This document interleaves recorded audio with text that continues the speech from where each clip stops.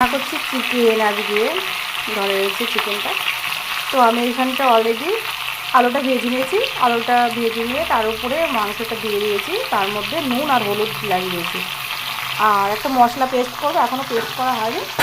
তো এখানে আমি দিয়েছি দুটো শুকনো লঙ্কা দিয়েছি, আর কিছু কাঁচা লঙ্কা দিয়েছি, আদা দিয়েছি, আর দুটো চিনে বাদাম দিয়েছি, আর একটু পেঁয়াজ দিয়েছি। আর রসুনটা আমি এইখানটায় দেবো না, কেননা রসুনটার সেন্টটা থাকে না, এটা দিলে আমি শিল নোড়ায় এটা বেটে দেবো। তো আমি এটা পেস্ট করে নিয়ে এসেছি। এটা লঙ্কার গুঁড়ো, জিরের গুঁড়ো আর ধনের গুঁড়ো দিয়েছি, গুঁড়ো মশলাটা দিয়েছি হালকা করে একটু, আর দেবো এখন কাশ্মীরি লঙ্কার গুঁড়ো, এটা সানরাইটি, এটা দেবো আমি কালার হওয়ার জন্য। তো চিকেনটা একটু কালার হলে ভালো লাগে দেখতে, খেতেও ভালো লাগে। আর চিকেনটা যদি হালকা সাদা সাদা থাকে তখন আর ভালো লাগে না দেখতে। এটা ব্যবহার করবো। এই কাশ্মীরি লঙ্কাটা দিলাম।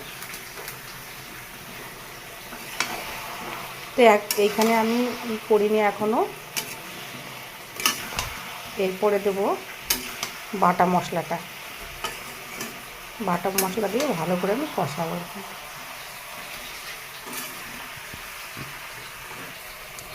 এইখানটায় চলে যাচ্ছে বাটা মশলাটা আমি এখন দিয়ে দেবো।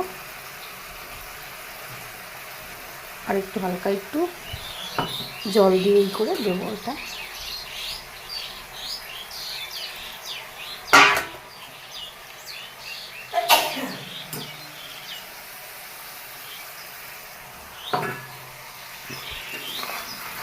কিছু মনে করো না, আমি কিন্তু অতটা গুছিয়ে করতে পারি না, এভাবে করছি। আর আমি এক হাতে ক্যামেরাটা ধরছি আর এক হাতে আমি তোমাদের দেখাচ্ছি এই করে। তো কী হয়েছে, গ্যাস চলে গেছে? এই এই চুলায় বসিয়ে দাও, আমার এটা ফাঁকা যাচ্ছে। তো আমি আস্তে আস্তে কষাচ্ছি। আর সব কিছুই কিন্তু একটু ধীরে সুস্থ আস্তে আস্তে করলে পরে সেটা একটু অন্যরকম হয়। তো আমি এটা বানাচ্ছি।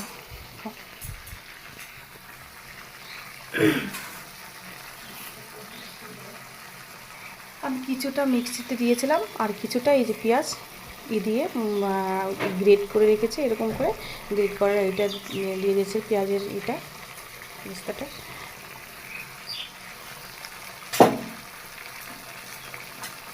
তারপরে দেবো একটু রসুন, এই বাটা আমি শিলনোড়ায় রেখেছি এটা, তো এটা